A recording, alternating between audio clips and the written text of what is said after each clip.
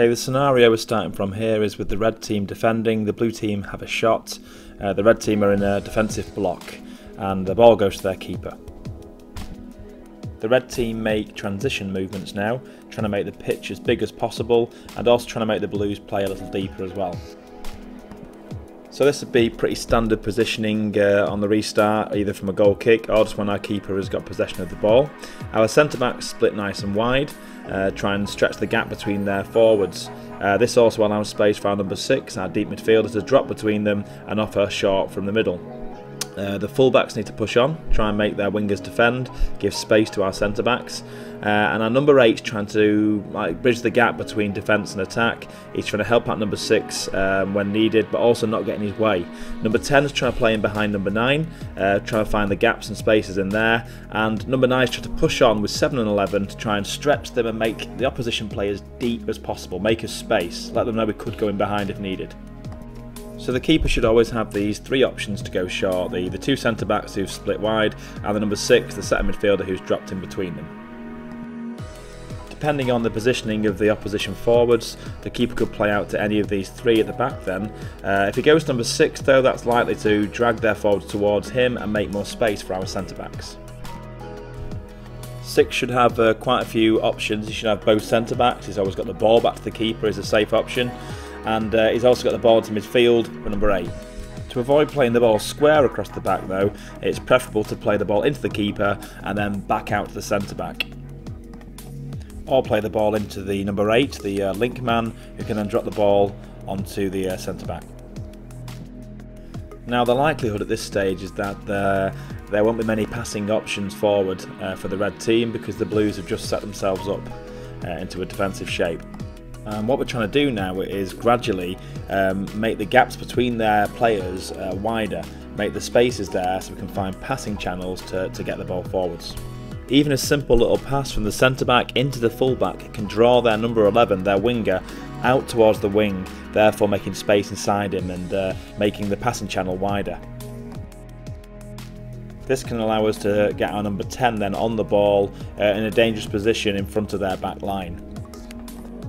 However, if the blue team are well set up, they're likely to cut off this early ball through the midfield, and so we're going to have to switch the play to try and gradually split them apart. When switching the play, if we can play in through the midfield, this links up the play and draws their players in towards the middle of the pitch, leaving space on the outside.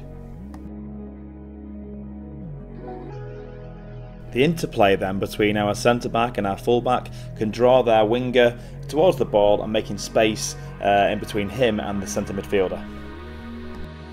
We can then look to exploit that space by number 11 coming in off the wing, receiving the ball there, dragging their full back in and making space into that channel for our number 9, and by getting number 10 on the ball there too. If we can have our attacking players receiving the ball behind their midfielders and in front of their defence, we then should have lots of options for incisive passes. So in summary, from first getting the ball back, what we're trying to do is gradually widen the passing lanes and make more space in between their players to allow us to go forwards. And it's switching the play of playing out to the channels which will gradually stretch the opposition. And by switching the play through the midfield, we draw their players towards the ball, making space for the players on the outside. This works because as the players move towards the ball and they are drawn to the middle of the pitch, they take their eyes off the players on the outside and leave them in more space. It may be that one switch of play is all you need to find the space, or against a better side it might take several to open up those passing lanes. Bit by bit though, the space will open up and you're just waiting for that one crack in the opposition defence or the midfield, one player to switch off, and then you find that gap. Even though they may not have been on the ball much yet, our forwards, our centre forward and our wingers are continually making runs in behind their defence, trying to stretch them, trying to make them play deeper, making space for our number 10 and gradually widening the gap between their midfield and their defence. Therefore, in one switch of play, you can go from a situation where they're very compact and there's no space in between them, can't get a gap, and go to this, where you've now spread out their players, made lots of passing channels between them, and given 10 a great opportunity to get on the ball to cause problems. Teams will often try to stop you playing the ball out from the back. They may push a midfielder onto your number 6 to try and stop the ball through the middle. But if they choose to press high in numbers, it means there'll be spaces somewhere else, and in this case number 10 can now get on the ball in midfield and make them make a decision. Does 6 get dragged back to mark 10, or does number 5 go in to mark number 10, in which case number 9 for us is now man on man up front. So we get the ball to number 10 one way or another, and we start to make them ask the questions about who's marking him, and we control what they do next. If their wingers press, the goalkeeper could look to chip the ball to one of our fullbacks.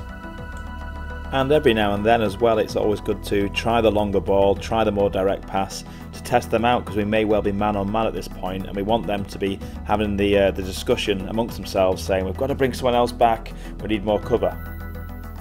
Some other variations on our positioning. A simple one is 6 and 8, swapping roles and seeing where the opposition are going to mark men or going to mark space. Or you can have a complete rotation of the midfielders, and that can go either way, 6 to 10, 10 to 8, 8 to 6, or vice versa. This can happen just as you're about to play the ball out from the keeper.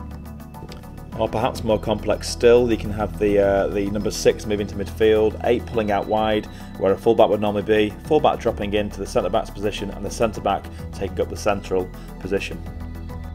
If the short ball really isn't on at that point, you can push out and you can take the team out, they'll come out with you and they think they've done their job.